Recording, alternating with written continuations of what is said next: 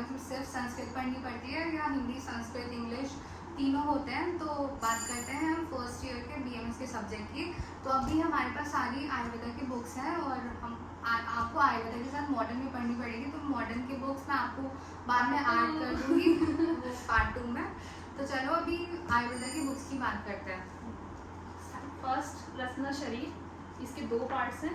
ये आयुर्वेदिक है, ये इसका मॉडर्न BDC एनाटॉमी जो हम पढ़ते हैं उसी की ये हिंदी वर्जन है।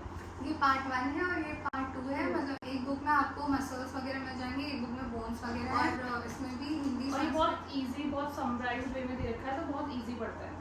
हाँ, टाइम के लिए पढ़ने के लिए बहुत सही है। और जैसे कि इसमें बहुत सारे श्लोक वगैरह भी दिए हैं और इसका हिंदी में भी दिया है। मतलब अगर आपको श्लोक नहीं भी याद होता है तो आप हिंदी पढ़ के उसे डिफाइन करके भी काम चला सकते हो। ऐसा ज़रूरी नहीं होता कि आपको श्लोक याद ही करने हैं, ऐसा कुछ कंपलसरी नहीं है।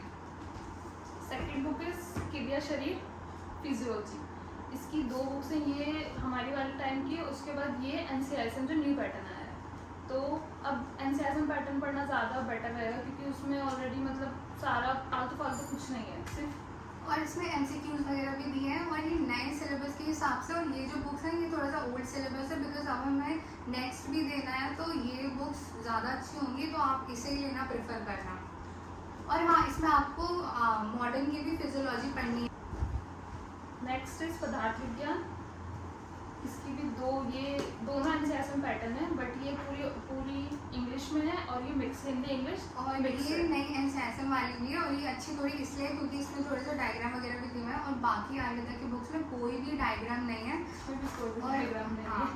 और इसमें ये देखो एकदम बुलेटेड पॉइंट्स में दिया। इसमें MCQs वगैरह भी हैं क्योंकि अब एग्जाम में तो 20 नंबर के तो MCQs आने वाले होते हैं, तो उससे इस बुक से आपकी अच्छे से प्रैक्टिस हो जाएगी। और ऐसा नहीं कि सिर्फ हिंदी या संस्कृत पढ़नी है, इसमें बहुत सारी चीज़ें इंग्लिश में दी है। मतलब अगर आप पदार्थ विज्ञान इंग्लिश में पढ़ना चाहते हो तो आप इंग्लिश वाली बुक भी ले सकते हो, बट ऑलमोस्ट सारे लोग हिंदी में ही पढ़ते हैं, तो ये ज़्यादा अच्छी रहेगी। ये बेटर है, हिंदी इंग्लिश जिसको दोनों सब कुछ मिक्स है और बस थोड़े दिन ही पढ़ने में प्रॉब्लम होती है, बाकी फिर सब कुछ नॉर्मल हो जाता है।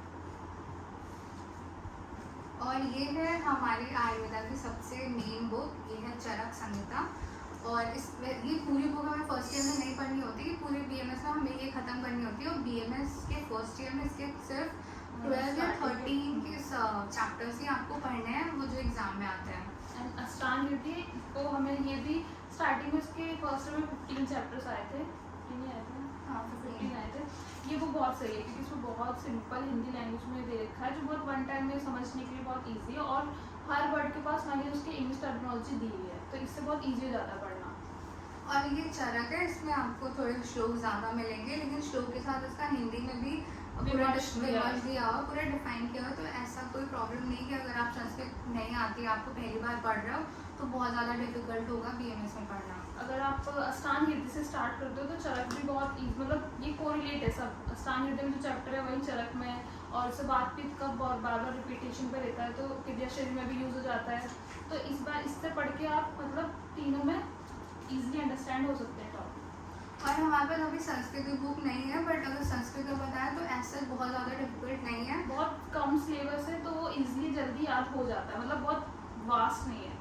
उसके लिए आप NCISM की अगर बुक लेते हो तो वो बेस्ट है। मतलब उसमें अच्छे से सिलेबस के हिसाब से दिया हुआ है, तो एज चैप्टर वाइज आप पढ़ लो और एग्जाम टाइम में तो कोई भी प्रॉब्लम नहीं होने वाली है संस्कृत में। बस ये है कि उसमें याद थोड़ा ज़्यादा करना है क्योंकि ग्रामर वगैरह रहती है, तो उसके भी सूत्र रहता है, श्लोक रहता है। तो ऐसा नहीं है कि BMS में सिर्फ हिंदी पढ़नी पड़ती है, आपको हिंदी के साथ मॉडर्न भी पढ़ना है। तो जैसे जो ये सारी बुक जो भी है इसमें सारी एज इट इज इंग्लिश में भी, क्रिया शरीर फिजियोलॉजी, रचना शरीर एनाटॉमी, तो मॉडर्न भी पढ़ना है और हिंदी भी पढ़नी है, डबल पढ़ना है। बट ऐसा जितनी प्रॉब्लम नहीं होती, ऐसा लगता है कि पहली बार कैसे पढ़ेंगे, बट थोड़े दिन प्रॉब्लम होती है, बट बाद में वो ईजी टू हो जाता है, मतलब आदत हो जाती है पढ़ने की, क्योंकि हिंदी तो हम सबको आती है, बस थोड़ा सा प्रॉब्लम ही होती है। फिर थैंक यू फॉर वॉचिंग। और भी कोई क्वेरीज हो तो कमेंट सेक्शन में बता देना और लाइक कमेंट एंड सब्सक्राइब कर देना।